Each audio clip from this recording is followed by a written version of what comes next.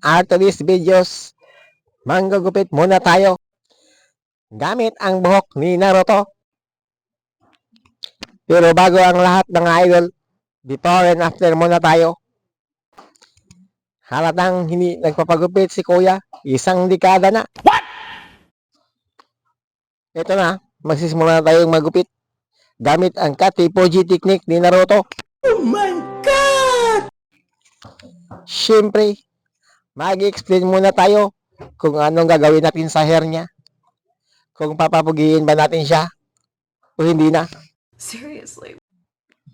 Bago nagsimula ang aming bakbakan, tinanong ko muna si sir kung anong gupit ang kanyang gusto. Ang sabi niya ay pangbinyag daw. Pero ang tanong, sino ba ang bibinyagan? Si sir ba? Sa aking palagay, hindi naman. Siya daw ay magnininong. Magnininong siya sa kanyang inaanak. Sa aming pag-uusap, ay napag-usapan namin kung ilang bisis na ba siya nagnininong sa kanyang inaanak. Ang sabi niya ay hindi na niya mabilang. What? Siguro magaling na ninong itong si sir. Kasi ang daming kumukuha sa kanya na ninong. At sa December ay marami din siyang mabibigyan. Sa aking palagay ay hindi siya madamot na ninong.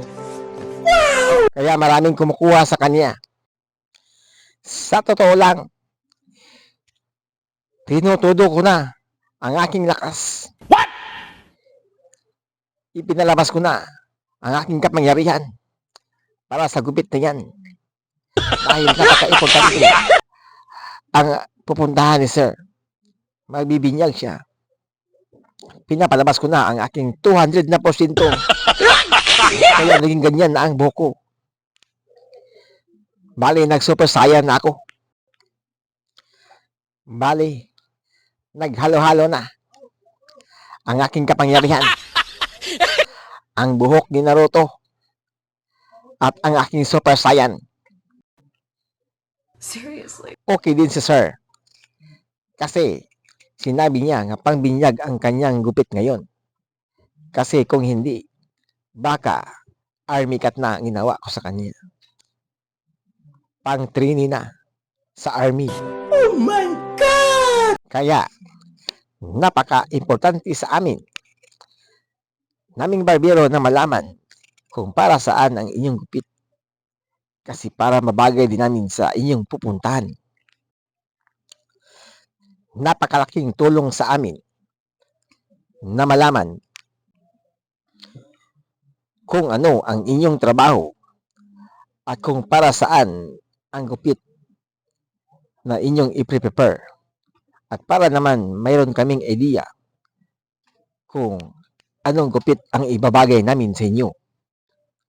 Napakalaking tulong din po yan para sa amin at para din sa inyo. Para hindi kayo magmukhang trainee. Ano na ba ang nangyari kay sir? Tapos na po siyang banlawan. Tapos na po siyang i-shampoo. Yan. Tapos na siyang i-blower. Ngayon, ay lalagyan na natin siya sa aming pomade na katas ng sabaw ng dragon. What? Na may halong organic. Paano masabi? Na galing pang kinuha. What? Pagkatapos nating gupitan si sir, ay pwede na siyang mag-date sa kanyang partner. Shout out nga pala sa partner ni sir na maganda rin. At siyempre, si sir ay gwapo naman.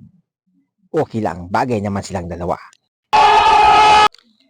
Salamat sir sa pagpapagupit mo sa akin.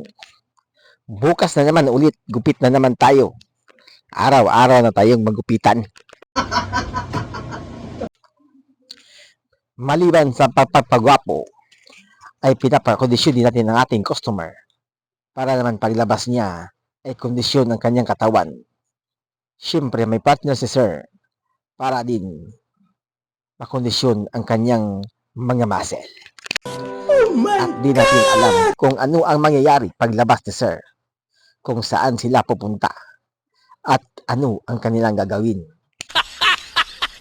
O ayan na. Ipapakita na natin kung ano ang resulta. So sa aking palagay, hindi ako mapalagay.